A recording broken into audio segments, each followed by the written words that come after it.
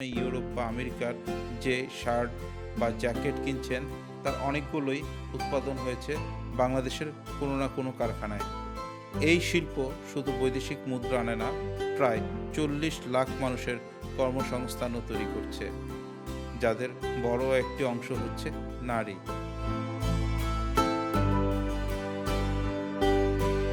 আসসালামু আলাইকুম, আমি রিফাত মাহবুব সাকিব। আজ আপনাদের সামনে খুব গুরুত্বপূর্ণ একটি কন্টেন্ট নিয়ে হাজির হয়েছি, যার নাম হচ্ছে আন্তর্জাতিক বাজারে বাংলাদেশ আসলে কতটা গুরুত্বপূর্ণ। আচ্ছা বলুন তো, আপনি এখন যে জামাটা পরে আছেন সেটা কোথায় তৈরি?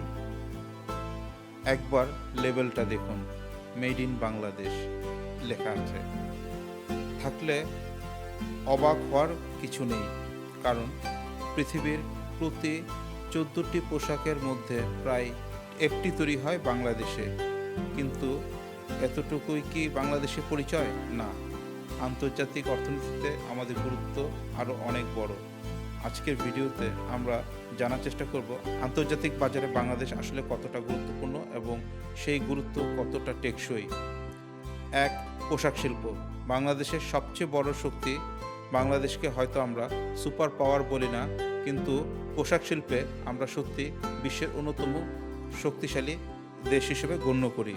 বর্তমানে পোশাক রপ্তানিতে বিশ্বের দ্বিতীয় অবস্থানে রয়েছে বাংলাদেশ। বিশ্বের বড় বড় ফ্যাশন ব্র্যান্ডের সাপ্লাই চেইনের গুরুত্বপূর্ণ অংশ আমরা। আপনি ইউরোপ বা আমেরিকার যে শার্ট বা জ্যাকেট কিনছেন তার অনেকগুলোই উৎপাদন হয়েছে বাংলাদেশের কোনো না কোনো কারখানায়। এই শিল্প শুধু বৈদেশিক মুদ্রা আনে না, প্রায় 40 লাখ মানুষের কর্মসংস্থানও তৈরি করছে, যাদের বড় একটি অংশ হচ্ছে নারী।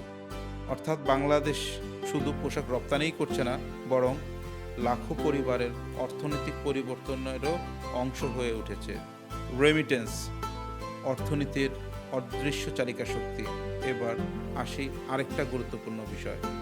বাংলাদেশের লাখো মানুষ বিদেশে কাজ করেন, মধ্যপ্রাচ্য থেকে শুরু করে মালয়েশিয়া, ইউরোপ এবং অন্যান্য দেশে তারা শ্রম দিয়ে যে অর্থ দেশে পাঠান সেটাই রেমিটেন্স।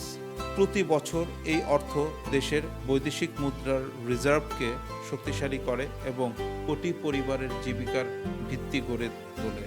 অর্থাৎ দেশের অর্থনীতিকে সচল রাখার পেছনে এই অদৃশ্য শক্তির ভূমিকা অত্যন্ত গুরুত্বপূর্ণ। 3, কিন্তু সমস্যাটা আসলে কোথায়? এখানেই আসে সবচেয়ে বড় প্রশ্ন। বাংলাদেশের রপ্তানি আয়ের বড় অংশই আসে একটি খাত থেকে, সেটা হচ্ছে পোশাক শিল্প। অর্থাৎ আমাদের অর্থনীতি এখন একটি নির্দিষ্ট খাতের উপর অনেক বেশি নির্ভরশীল।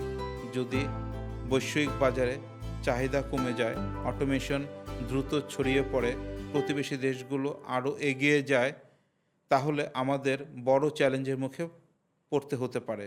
প্রযুক্তি, সফটওয়্যার, কৃষিপণ্য কিংবা অন্যান্য উচ্চ মূল্যের শিল্প এখনও পোশাক খাতের তুলনায় অনেক পিছিয়ে, আর এটাই আমাদের সবচেয়ে বড় দুর্বলতা।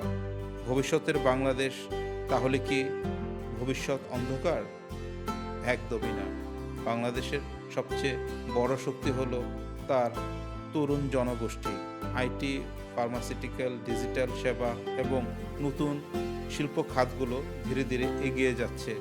একই সঙ্গে বাংলাদেশের স্বল্প উন্নত দেশের তালিকা থেকে বের হওয়ার পথে, যা এদিক থেকে বড় অর্জন।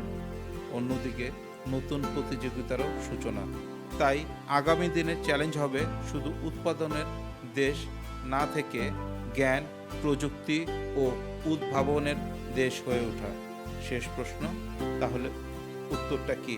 আন্তর্জাতিক বাজারে বাংলাদেশ অবশ্যই গুরুত্বপূর্ণ, কিন্তু সেই গুরুত্ব এখন অনেকটাই পোশাক শিল্প ও শ্রমনির্ভর। ভবিষ্যতের বাংলাদেশকে যদি আরও শক্তিশালী হতে হয়, তাহলে শুধু মেড ইন বাংলাদেশ পোশাক নয়, প্রযুক্তি, সফটওয়্যার, উদ্ভাবনও বিশ্বের বাজারে পৌঁছতে হবে।